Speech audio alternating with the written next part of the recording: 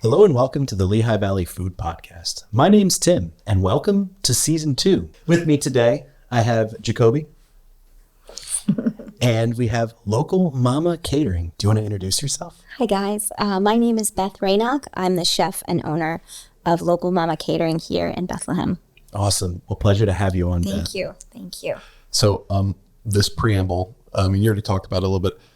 What did you mean by that? You're born here, but you're not really American. Okay, so I'm like legally, I have a social security card, but I believe that I'm a citizen of the planet more than I'm a citizen of this country. Okay. I identify as more of an international kind of a gal. I don't, when people say, what kind of food do you make? I say, I make anything you want as long as I have access to the ingredients. So, Awesome. Yeah, it's like worldly. Speaking of ingredients, tell me a little bit about your catering business. How did you kind of get started? Okay, so I've been in the industry for a long time. It's always been a side job kind of thing, like how to survive in this country, as a single mom also. So I started working in like a bagel place when I was 18. But I did have a very strong food upbringing. My mom and dad exposed us to all kinds of international restaurants. We did, of course, like if we were going on vacation, we pulled through at McDonald's, and then you got the toy and that was cool, right? As a kid, Those are so great. And so that was fun. But, then we also went downtown to Philly. So I grew up outside of Philly and we went down to, all types of foods, Asian, Italian, whatever. So as a kid in the 80s, it was like a really big deal to go down to the city to go out to eat. So I felt like I had some really great exposure. And then my parents both really enjoyed cooking. I paid attention. So my mom used to make tuna casserole. And on those nights, I'm not a fan. So I learned how to make, she said, you can make yourself your own peanut butter and jelly sandwich. So I started making my own sandwiches at age 5. Because that was my alternative to being forced to eat slop. Casserole. Green canned peas. It's like, Is it the word casserole? And No. the act Is of it the it tuna being a part? casserole? right. It's I just believe that tuna should not be Is it the mush? hot with cream of mushroom Hot tuna. soup. You're right. You got a good I point agree. there. Yeah, Hot sorry. tuna. I agree. Some It's people weird. like it. Everybody has weird comfort foods that they've grown up with. I make a lot of food that people probably would never try. I paid attention in the industry. Mm-hmm. So, I've been in the restaurant industry for over 20 years. So I don't have a culinary degree. I've never been properly trained. I'm just what you call industry taught. Yeah. So, So what's the craziest thing you think you've made that people wouldn't want to eat? liver and onions. No, I didn't. Yeah. Yeah, I absolutely right away. That sounds great. I make mine with beer and bacon. That sounds even better. Yeah. Yeah, that sounds delicious. Yeah, I mean, I'm quite proud of it, but I know a lot of people who won't touch it, and I'm like, that's just because you haven't had it prepared properly, And I love cooking with alcohol. So when we first started the business 7 years ago in 2016 now, so I started connecting with breweries and wineries, and there's nothing like deglazing a pan that you've just fried something in hot butter and have all those crispy bits, and then you just pour some alcohol in there and deglaze the pan. That to me is then you get heaven. the perfect sauce out of it. Yes, Full of thank butter, you. fat, and deliciousness. Yes. So they're butter is our staple in the kitchen. If I run out of butter, I become a very cranky person. Yeah. So that has to be kept, but we take pride that we can prepare pretty much for any dietary, preference, I call it, instead of a restriction. Let's not call it a restriction because that feels sad and kind of depressing that you're stuck in this, realm of food that's not as fun. It's not as fun as being able to eat all the other naughty foods. Yeah. So when I say to people well, what's your, what are the dietary preferences that your clients have? I need to know everything so that everybody can eat safely. Awesome. So we can do all the good stuff. Yeah. So for the catering business, kind of walk me through how you run it. I've been planning a wedding. Yeah. As I was telling you a little bit before the show, and it's been a lot. So when it comes to going to a venue and preparing dishes, How do you typically do it? Do you have like a truck that you bring with you or a mobile kitchen, or do you rely on theirs? And kind of like, what's your favorite style of food to serve too when you're doing that? Sure. Those are all really great questions. So I stopped doing events over 100 people. Like maybe I'll do 120, 150 if it's the right type of event. But generally, under 65. Yes, which we don't follow that anyway. But the micro wedding is where it's at for me. I love an intimate wedding that's maybe a little more high end. I can do a plated dinner. There are a lot of caterers that only do plated dinners, or there's a lot of caterers that only do buffets. The thing about my business is that, and the reason why I feel like I'm just slightly different than a lot of the other companies, I'm a food photographer and a food stylist. Awesome. I write my own recipes. A lot of the stuff on our menus are my signature recipes that are not written down anywhere. So I cook by taste. Baking is a science, so like if you're baking something, it has to be an exact measurement, but I can make a cake without any measurements. So I've learned, even especially like a banana bread, something like that, I can literally just throw things in a bowl and it still turns out okay. So, like I really, I think the difficult thing about this business is that you feel like the stress of running the company takes away from the joy of why you're doing it. So when people are planning a wedding, it's an extremely stressful time. Financially, it's a huge investment. A lot of people try to DIY it, and then the day can be very difficult because it's not planned out properly. You haven't, given people jobs or tasks to help with, and sometimes it falls on one person. Oftentimes, the day of a wedding, people are not eating or drinking because of their anxiety and they're running around like a nut. So we provide complimentary snacks for the bridal parties and for the families. Okay. Like they can pick whatever they want that's going to satiate them, and that even in their nerves, they could eat that and it would be a comfort. Yeah. So like I've had a lot of people tell me that planning with me was the most stress-free part of planning their wedding. Yeah. And so that's something I take pride in because like, why should planning the food and the menu be difficult? Yeah. So we have huge array of questions that we ask. We also require that they have an event planner. Okay. Or somebody that day who's going to be appointed. There has to be someone other than the bride or the family that's going to be executing all the details with us.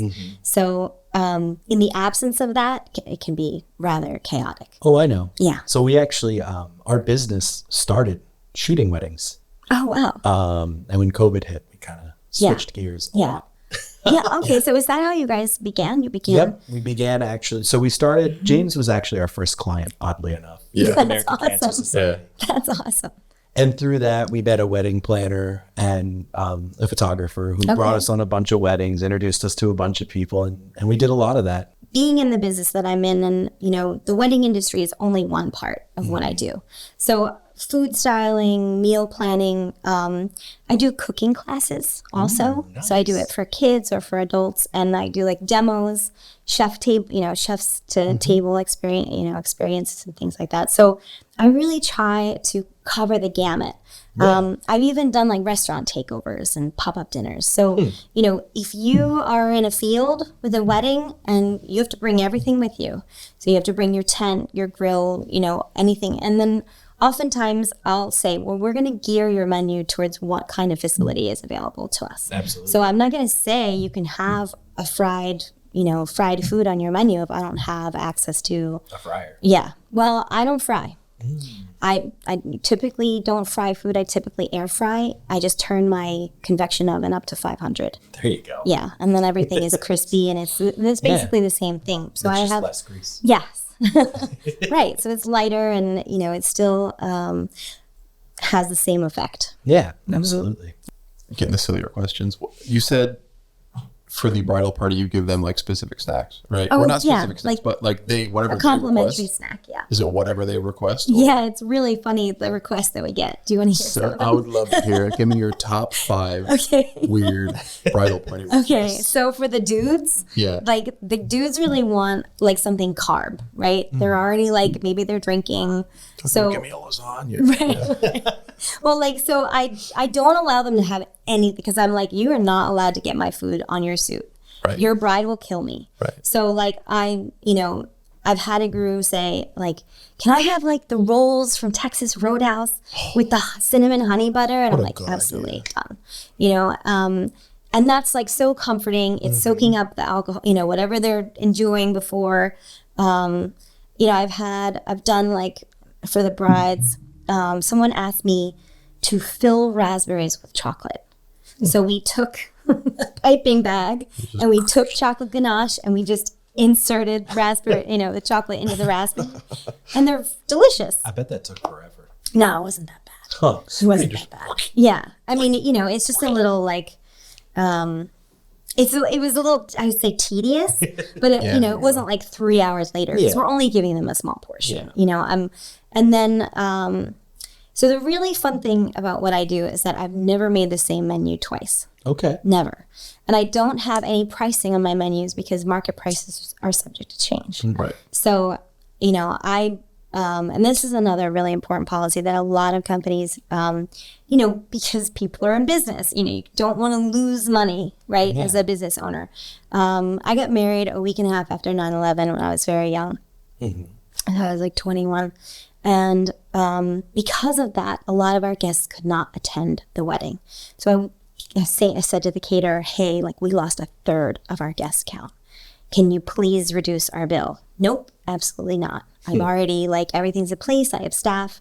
I cannot lower your bill, which, is like, if you were to say that to a caterer, they would kind of laugh at you. Like, why on earth would I lower your bill and lower the amount of money that I'm making off of you? For sure. But I do.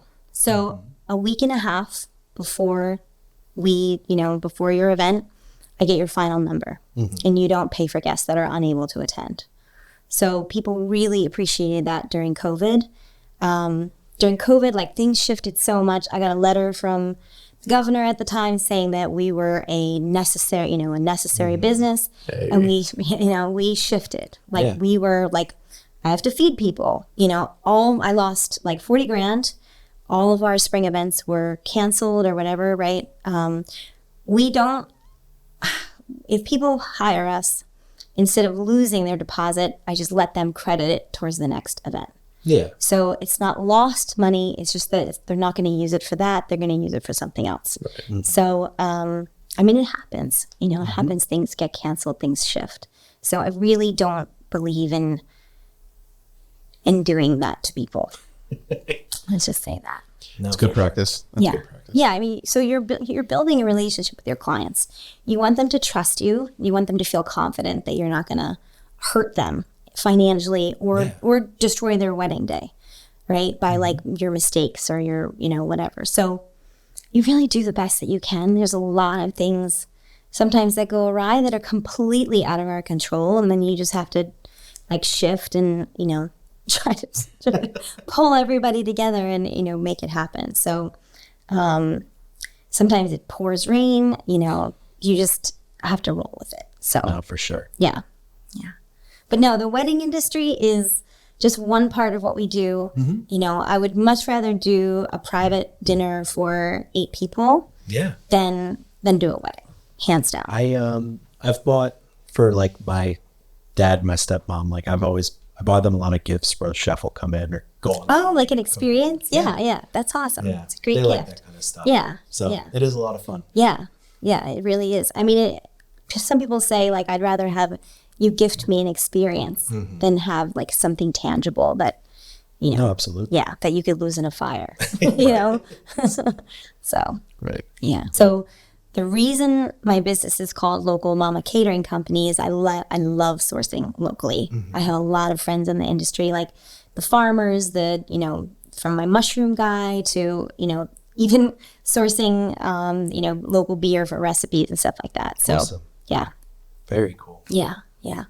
But I used to sing every week at an open mic night, and that's how they would call me up to the stage. They'd say like, "Let's get our local mama up here." So that's how the name. That's came to awesome. be. What Yeah. was your favorite song to sing?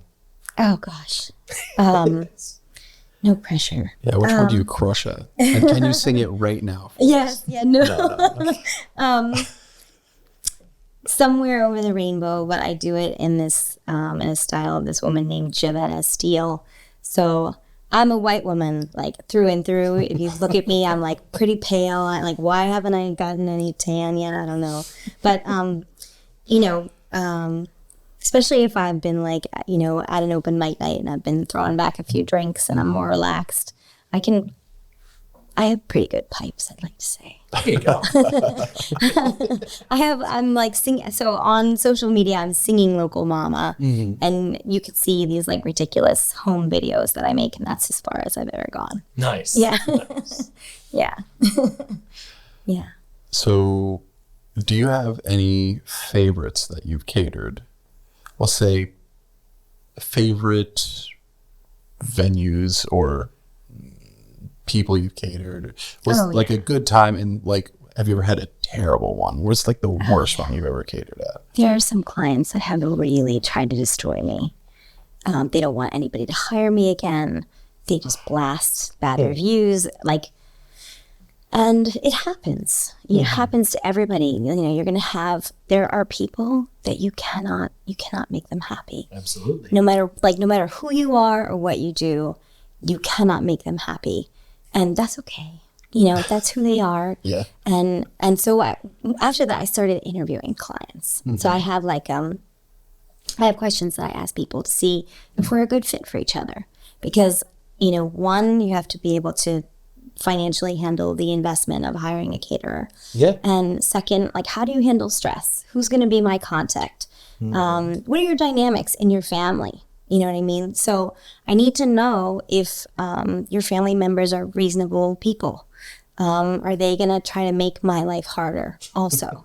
So, because we're catering for, it's not just one person that's hiring us. Yep. Sometimes it's all the other people that are involved in the planning.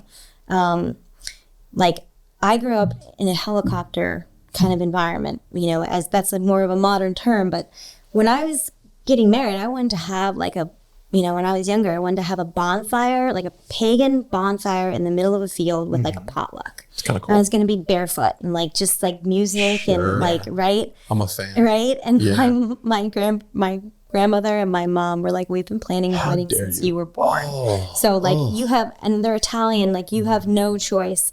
And so I did what everybody else wanted me to do, in some regard. So there's those dynamics of planning, but for I have clients that I've been catering for the last 5 or 6 years. Yeah. And I'm their go-to, and they trust me completely. And I know their home by heart. I know their dietary preferences by heart. Mm-hmm. And I know that they have the budget to hire me again and again. And so planning with them, which is, not everybody lives that way. Not everybody has their go-to caterer for all of their swanky parties, but some people do. And, those clients, I have a very strong relationship with their families because, I get to reunite with their families every time we have a celebration. And I get, I'm a hugger. So I'm really, being that I'm a female business owner, I am definitely a nurturing matriarch in a lot of respects. Mm-hmm. That's awesome. Yeah.